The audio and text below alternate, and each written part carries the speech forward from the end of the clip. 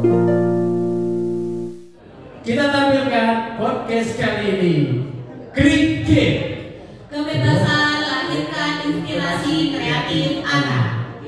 Sebelum mulai kita pantun dulu kali ya. Saya Bang Ben. Dan empok kita nih ada Neng Bella. Halo. Pemirsa. Kita pantun dulu ya. Ikan mas, ikan tenggiri. Mohon izin Bapak Ibu yang hadir di sini. Kita mau ngisi podcast hari ini. Temanya tentang apa, Bang?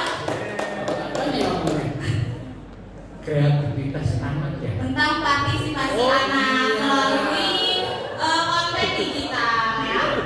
Nah, ngomong-ngomong kita nggak cuma berdua nih, kita ada kedatangan narasumber yang kece-kece nih.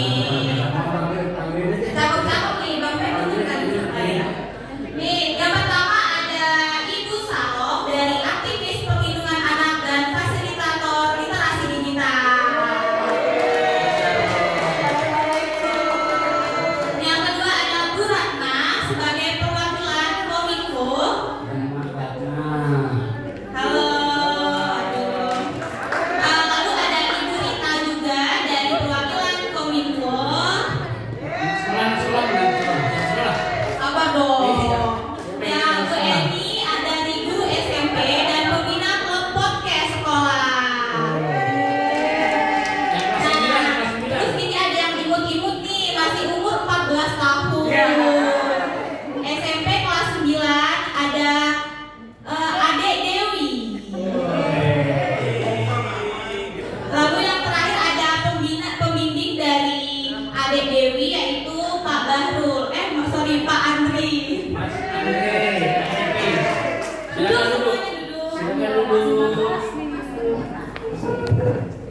Dulu tadi udah ada pantun, saya tambahin lagi pantunnya. Beranak pinak pohon talas, mandi di kali, bajunya basah. Anak-anak sekarang belum tentu malas, berkali-kali sudah diasah. Biasa digosok. Nah, di episode spesial ini kita bakal bahas partisipasi anak. Anak bicara lewat konten.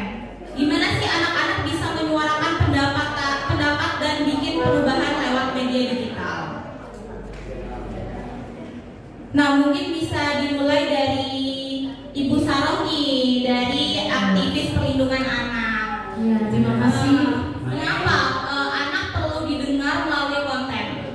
Ya, terima kasih. Boleh berpantun juga nih? Biar ada tontonan. Iya. Biar cakep. Unggun ikan lele. Santai dan serius ya, Le. Iya, terima kasih Ade Bella dan Bang Barul.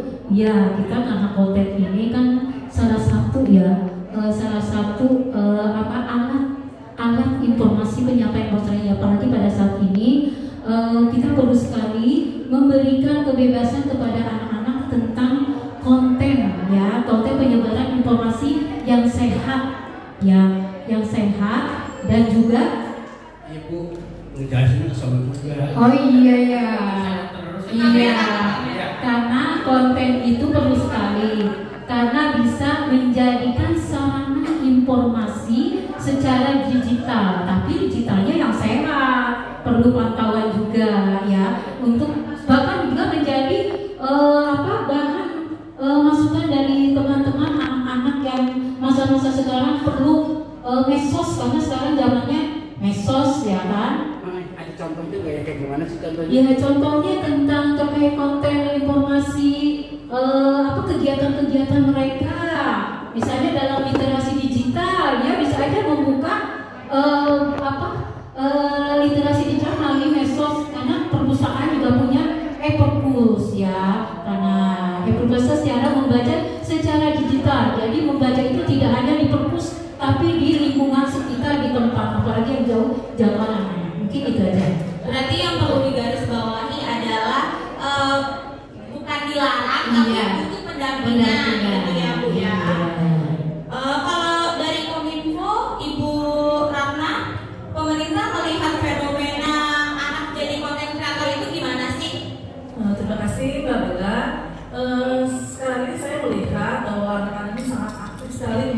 partisipasi sangat kuat dan pemerintah memberikan ruang yang sangat besar.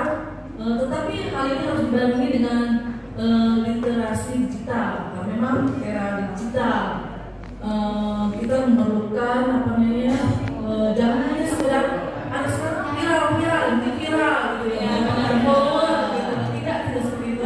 Tapi harus literasi digital ini memberikan edukasi gitu loh, terutama memberikan rasa aman juga gitu loh. Jadi ada tingkat pendidikan yang ditanamkan di konten-konten tersebut seperti TikTok, segala macam, IG, segala macam itu.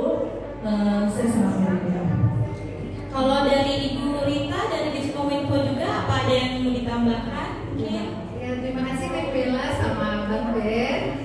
Kami dari Diskominfo tadi seperti disampaikan oleh sahabat saya dari Diskominfo. Jadi memang ruang digital ini menjadi ruang bagi anak-anak kita untuk bisa berekspresi kan ya Bapak ya. Dan memang tadi disampaikan pemerintah mendukung banget terciptanya ruang-ruang digital seperti misalkan bikin podcast seperti ini ya, mereka menjadi konten-konten kreator ya. Cuman memang yang perlu kita dari bawahi atau kita perlu awasi dan lindungi itu adalah bagaimana mereka bisa membuat konten-konten yang keren, yang bermanfaat, yang edukatif, tapi juga mereka bisa terlindung dari bahaya-bahaya yang viral yang mungkin dikhawatirkan nantinya membuat mereka jadi cyberbullying ya. Kalau misalkan viral itu bukan viral yang positif. Kalau viral yang positif mah keren ya. Misalkan hal-hal yang mungkin edukatif lah gitu ya, yang bermanfaat untuk teman-teman. Tapi kalau viralnya yang nggak baik kan kasihan ya. Nanti mereka juga bisa dibully gitu. Dampaknya itu kalau bully itu kan banyak banget ya Bapak ya. Saat ini fenomenanya lagi banyak. Dan ini peran kita juga dari pemerintah. Kami memiliki program Pak untuk literasi digital. Jadi setiap hari kami datang ke sekolah-sekolah ya Bu ya. Ada tim kami yang datang ke sekolah-sekolah untuk menerangkan tentang literasi digital Pak. Jadi yang pertama kita biasanya membagikan tentang bagaimana cakap digital gitu ya. Cakap digital itu anak-anak Depok ini gimana mereka punya kemampuan skill-skill di era digital ya, misalkan kayak edit video dan sebagainya gitu. Kemudian bagaimana mereka aman di ruang digital, terus bagaimana mereka bijak menggunakan digital ini sehingga kalau mereka sering pinter bikin konten-kontennya tapi bijak juga menggunakannya untuk hal-hal positif gitu. Nah, kemudian etika digitalnya juga perlu dicari. Iya, jadi sepakat Bapak gitu ya. Bisa, lihat sebentar. Sudah 3 orang memberikan penjelasan. Ini ada yang dari guru nih, juga ada guru, ada anak sekolah. Oh iya, Bang Mep yang mana nih? Yang anak sekolah dong. Yang sekolah dong. Kelas 9, kelas berapa sih? Kelas 9 itu? Kelas 9 SMP, kelas 3. Ya, umurnya masih 14 tahun tuh, lihat masih imut-imut. Saya kan pernah kelas 9 maksudnya dulu, cuma nyampe kelas 3. Sekarang mah kelas 9 tinggi banget. Iya. Sebelum itu ada gurunya itu disuruh. Iya, mungkin dari Ibu Eni ya. Bu kan ibu guru itu biasanya skeptis ya sama anak-anak yang suka main media sosial. Padahal kan nggak semua media sosial itu buruk gitu. Padahal anak itu bisa berpartisipasi lewat media sosial. Kalau menurut Ibu gimana Bu? Terima kasih Bang Ben dan Bella. Sebenarnya saya mau kasih dia pantun dulu. Oke. Jus nanas ditambah buah pace. Belinya di warung kok elang. Podcast sedikit enak kece. Oke. Dipandu Bang Ben sama Mbak Bella. Iya. Cakep. Bantu. Emang kapan sih kita sering pantunnya tuh? Hari apa aja? Tiap malam Jumat kan? Keseruan amat. Podcast kita malam Jumat. Pas. Iya. Boleh dilanjut? Iya, boleh. Oke, terima kasih. Pertanyaan tadi yang sangat menggelitik ya Mbak Bella ya. Jadi saya ini sebagai ibu guru. Kalau di sekolah ibu guru, kalau di rumah ibunya anak-anak. Nah di sini saya memiliki 2 peran di sekolah, mendampingi anak-anak dan juga sebagai mitra kerja dari semua teman-teman di lingkungan sekolah. Memang benar masih banyak teman-teman kita ya. Kayaknya kalau anak udah pegang HP aja udah langsung dipotong. Iya, Nah, seperti itu. Tapi kita tuh juga harus wajib memberi ruang kepada anak-anak kita, dan anak-anak itu perlu kita dampingi. Kalau kita belum apa-apa udah kita larang, nanti anak-anak jadi malah takut kepada kita. Tapi kalau anak-anak itu kita temani, kita rangkul, nanti anak-anak akhirnya terbuka bersama kita, dan hal-hal yang tadinya mereka takut mengekspresikan, takut menyuarakan ide dan pendapatnya, akhirnya merasa terbuka, mendapatkan ruang untuk menyampaikan segala ruang-ruang keluhan-keluhannya.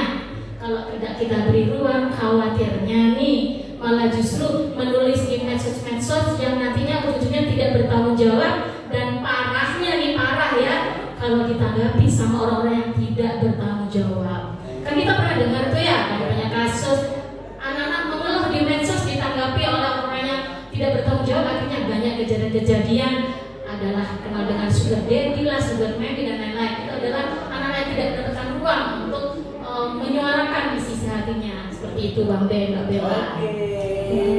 Oh, dengar-dengar ibu juga mendirikan ini ya, podcast ya di sekolah ya. Keren loh Bang Ben. Dulu belum ada nggak podcast, dulu belum ada ya? Ya, dulu mah adanya intihan. Tahu intihan. Tapi kalau cerita dulu ya, dulu itu partisipasi anak kalau di sekolah itu kan ada panggung kecil gitu ya, kenaikan kelas. Kalau nggak salah namanya intihan gitu. Itu dulu. Sekarang kan udah mulai enggak. Makanya aktifnya itu melalui media sosial yang nggak terlalu banyak. Kalau pernah lihat nggak sih anak tampil di panggung sambil nangis, itu kan usaha gitu. Kreativitasnya bisa ditampilkan, kemampuannya, ikut sertaan anak di situ salah satunya. Itu dulu. Nah sekarang ini ada anak SMP nih yang kelas 9. Nah, ini dari tadi Bang Ben nggak sabar nih kan mau kenalan. Pengen dengar aja. Ya. Halo, di sini kita ada Dek Dewi ya, yang bikin konten edukasi di YouTube. Halo Dek Dewi. Ih, ibu banget. Halo kakak, nama saya Dewi, saya kelas 9. Saya mau bercerita bahwa saya punya channel YouTube ya, namanya Dewi Nanya. Jadi Dewi Nanya ini isinya tentang video tentang belajar. Apa tadi itu? Dewi Nanya. Dewi Nanya. Ya. Bisa, Dewi Nanya. Dia tuh nanti buka ya. Jadi isinya itu tentang konten tentang belajar, kemudian tips-tips belajar, lalu tentang kegiatan-kegiatan remaja, lalu cerita-cerita dari teman-teman remaja ya. Jadi mereka juga sudah ikut berpartisipasi di acara seperti kegiatan di masyarakat seperti posyandu remaja, membantu tenaga kesehatan melakukan timbang, tensi seperti itu. Jadi sih Kak. Keren ya. Bang, saya dulu waktu umur 14 tahun mah masih jadi buyung upik di rumah. Tapi kan bukan hanya di sekolah ada dulu di rumah. Di mana aja kan posyandu. Ada emang bener ya? Benar-benar. Ada posyandu anak kan? Iya. Kalau motivasi awal bikin konten itu apa sih? Jadi kalau saya membuat channel itu karena kan alasannya banyak remaja yang bilang karena belajar itu membosankan ya. Jadi saya membuat konten yang seru aja sama yang relate dengan remaja sekarang. Semoga nanti banyak kedepannya Dek Dewi yang lain ya. Lagi tunggu Mas Andre buat ngomong. Oh ya, ini gimana pandangan Mas Andi sebagai pendamping dari Dek Dewi? Silakan nih. Kami sebagai pendamping dari kelurahan membiarkan anak-anak berkreatif bebas, tapi bebasnya positif tanpa melupakan hak-hak anak. Jadi haknya belajar, haknya beribadah, haknya berusaha, walaupun dia bebas untuk berkreatif nih, tapi ada batasannya gitu. Jadi kita mendampingi ada yang apabila sebagai teman diskusi, ada yang positif atau negatif. Yang positif kita arahkan misalnya bikin kontennya. Jadi kita berdiskusi dulu nih, apakah perlu diupload seperti ini, apakah yang seperti ini perlu tidak, kalau yang negatif kita sarankan untuk tidak diupload. Demikian dari kami sebagai pendamping. Nah, berbicara tentang hal negatif nih, kalau dari Bu Salo sendiri, apa sih tantangan untuk utama anak-anak saat mereka bikin konten itu? Oh banyak sekali ya, banyak banget sekali ya. Karena dari adu-adu mereka nih, karena digital konten ini ya salah satunya itu ada eksploitasi ya, eksploitasi digital. Makanya mereka ini ternyata anak-anak itu tidak terdilarang, seharusnya media digital ya, HP khususnya ya. Tapi anak-anak ini perlu pendampingan dari orang tua atau masyarakat, karena dengan adanya aspirasi anak ini sebagai pelopor literasi dengan konten literasi digital. Pelapornya menginformasikan, menjembatani, memberikan yang ada orang-orang atau sekitarnya memberikan informasi yang negatif. Jadi dia sebagai pelopor dan pelapor di bidang literasi digital. Sudah tahu belum tanda literasi digital seperti apa? Belum tahu ya? Salam literasi. Ayo kita baca sama-sama ya. Ya, salam literasi belum ada tahu ya? Salam literasi. Inilah kita biarkan literasi digital, literasi, karena literasi itu tidak hanya membaca aja, semua. Iya. Ini huruf L ya? Iya kan literasi. Kalau sempurna kan begini, kalau literasi gini. Mungkin itu ya. Ya. Neng Bella udah 75 menit ini. Enak banget ya. Kayaknya masih belum puas tuh. Nanti kita mungkin ada lagi. Kalau dengar dari pendapat Bu Saroh ya berarti kan disimpulkan berarti sebenarnya anak itu harus diberi wadah ya, sebuah wadah yang mereka merasa aman untuk berpartisipasi dalam menyuarakan gitu suara mereka gitu ya. Kalau Dewi sendiri pernah nggak sih dapat komen-komen negatif gitu? Tentunya pasti pernah ya Kak, tapi saya coba untuk nggak mengambil hati.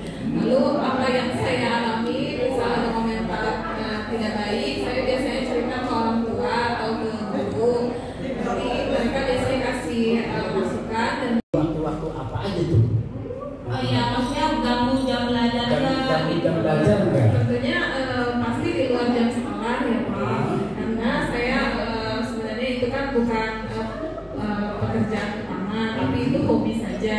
Jadi kalau ada waktu luang, kemudian tidak ada ujian, ya saya mencoba membuat konten-konten yang positif seperti itu, yang tidak menyakiti orang lain seperti itu. Banyak kan followernya? banyak terus 10.000 ya. Nah, kalau dari Ibu Eni nih, pendiri podcast di sekolah. Ya, guru coba. Kan ini di rumah pasti ada pendengar yang mungkin guru juga di sekolah lain gitu. Ada nggak sih apa motivasi atau saran atau tips gitu? Gimana sih cara agar anak itu tidak takut menyuarakan suara mereka gitu dan ikut berpartisipasi dalam acara-acara yang memang positif untuk mereka gitu? Ya, baik, terima kasih Mbak Bella, Mbak Ben. Jadi di sini yang pertama kita lihatkan dulu ya, kami dari saya sendiri perlu untuk menyampaikan kepada teman-teman, biar saya tidak sendiri dong ya. Jadi saya sampaikan kepada teman-teman untuk kita perlu membina dan mendampingi anak-anak kita, yang pertama. Kemudian kita mencari bibit-bibit atau anak-anak yang berpotensi. Kita kan ada banyak rombongan belajar ya, banyak kelas. Dari setiap kelas kita pilih, pada saat kita mengajar kita bisa melihat ya anak-anak yang berpotensi untuk bergabung di dalam kontes ini. Biasanya anak yang suka tiba-tiba nyeletuk gitu.